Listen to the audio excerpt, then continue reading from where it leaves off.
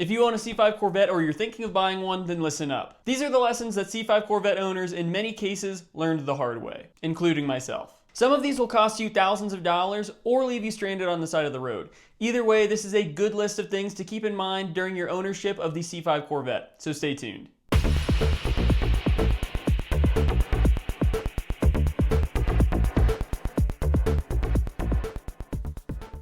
What's up guys, it's your boy Gabe with Mile High Misfits. So in this video I wanted to share with you some of the lessons that I myself or other C5 Corvette owners around me have learned the hard way. And I want to make sure that you guys are as educated as possible on the C5 Corvettes, that way your ownership is as smooth as it can possibly be. So let's get into it, starting with number one. The first one is cheap radiators will fail you. One thing that I learned personally right after buying my C5 Corvette is that radiators from places like Advanced Auto Parts or AutoZone will not last you nearly as long as OEM radiators or higher end radiators. When I bought this car, the previous owner had just had the radiator replaced and the shop charged him $819 to do the job. I bought the car and within a month of ownership, the radiator was already leaking from one of the side seals. It only took this radiator 1,682 miles before it took a crap. I replaced the radiator with an OEM unit from Rock Auto for a quarter of the price that the guy had spent at the last shop, and it has held up extremely well. My guess is that the other radiator had a manufacturing defect, but I've heard similar stories from other people talking about the Advanced Auto Parts and AutoZone radiators, saying that they're just not very good. So save yourself some trouble and either buy an OEM unit or upgrade to a DeWitt's or something similar to that. The next one is that aftermarket front lips can impede airflow. An aggressive front lip looks great on these cars, but if you delete the middle air dam or you block airflow, you're going to have some cooling issues. These cars intake air from under the front bumper, and you don't want to restrict how much airflow goes through your radiator. If you do this, then the C5 is for sure going to run hotter than it's supposed to. A lot of owners have had success using front lips that allow air to pass through them or redirect the airflow to pass through the radiator. So if you plan on installing a lip on your C5 Corvette, make sure you get one that allows air to properly flow through the radiator, or make sure you compensate for the airflow change and adjust your fan on temps to avoid heat soaking issues. Now moving on to keep your ass planted in the seat when you're on the track. If you plan on doing a lot of track driving, then it's important to keep yourself planted in the seat. The seats in the C5 Corvette don't offer a ton of support, and because they're leather, you're going to be sliding all over the place. You could buy aftermarket bucket seats and harnesses to keep yourself planted at the track, but if you want to use the OEM seats, then you can try using the cinch mode trick on the OEM seat belts. To do this, first you're going to want to slide your seat back quite a bit from your normal driving position. Then you'll want to pull out your seatbelt all the way and let it lock back in to make the seatbelt go into cinch mode. At this point, to tighten the belt even further, you'll want to slide your seat back forward into your normal driving position. And remember, you want it to be tight because this is going to keep you planted and fully in control of your vehicle at the track.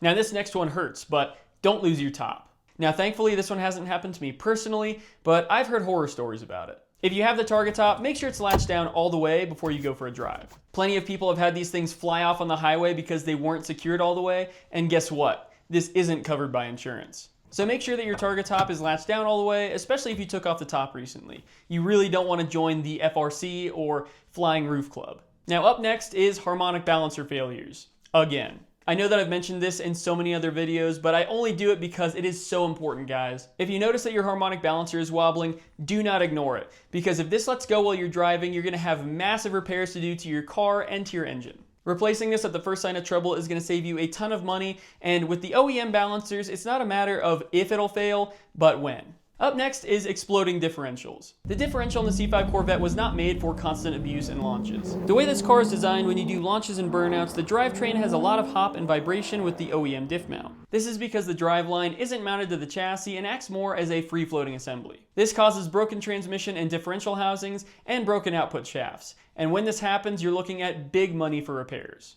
Aftermarket trans and diff mounts are a good option to reduce this risk because they minimize the amount of drivetrain hop and shock load that you get during launches. Another way to stiffen up your transmission and differential assembly is to get the ECS rear end brace. This basically gives added rigidity to the entire driveline by tying the transmission and rear end together as a complete unit. Before moving on to the next item on the list, I want to let you guys know that if you're finding this video helpful, make sure to help me out as well and subscribe to Mile High Misfits because that is the best way to support the channel. But let's hop back into it. Another thing that C5 Corvette owners always learn the hard way is that these cars scrape on everything. These cars sit lower than other sports cars because of the transverse leaf spring design. This gives the car a lower center of gravity and a more aggressive look, which is great, until it isn't. Especially here in Colorado, some of our driveways are incredibly steep. So always make sure that you approach driveways and speed bumps at an angle and take it slow. This is going to save you some money in front end repairs and heartache. The next one is that the torque tube bearings wear out quietly. If you hear a faint whining or vibration coming from the drivetrain, then it might be time to check them before they completely fail. You may also hear rattling or clunking, and some owners have stated that driveline lash during acceleration and deceleration is common. And this is another common issue with the C5, so don't neglect it. Next, the PKE or passive key entry system is the worst. The C5's passive key entry system was one of the first passive entry systems on the market, but it can be a real headache. Even with the function switched off on your key fob, this can still unlock your car randomly. So if you're having weird security issues with your C5 and you're wondering why, this could be the culprit. Not all C5s had this feature, but mine did, and it was incredibly annoying. I was always worried that my car was unlocked, but then I bought a new key fob that didn't have this feature, and it made my life so much better. This system had so many issues that Chevy actually stopped offering it as an option in 2001.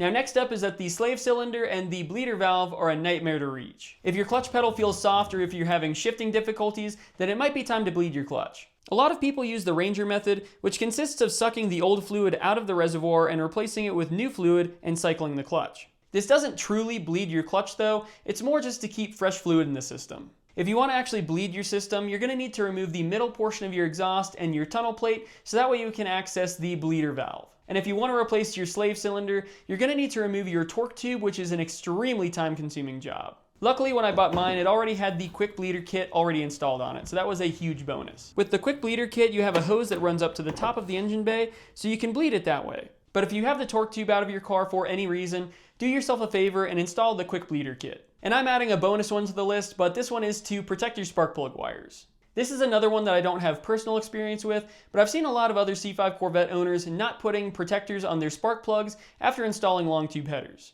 Because the wires are so close to the headers, they can get really hot and start to melt over time, and this is going to cause a misfire. These heat-resistant boots are like $15 on Amazon, and it's cheap insurance to keep your car running in tip-top shape. But there you have it. Those are some common lessons that C5 Corvette owners tend to learn the hard way. But let me know in the comments below what are some lessons that you've learned the hard way with your C5 Corvette. But as always, if you enjoyed the content for this week, make sure to leave a like and subscribe to the channel for future content. I'll catch you guys next week. Later.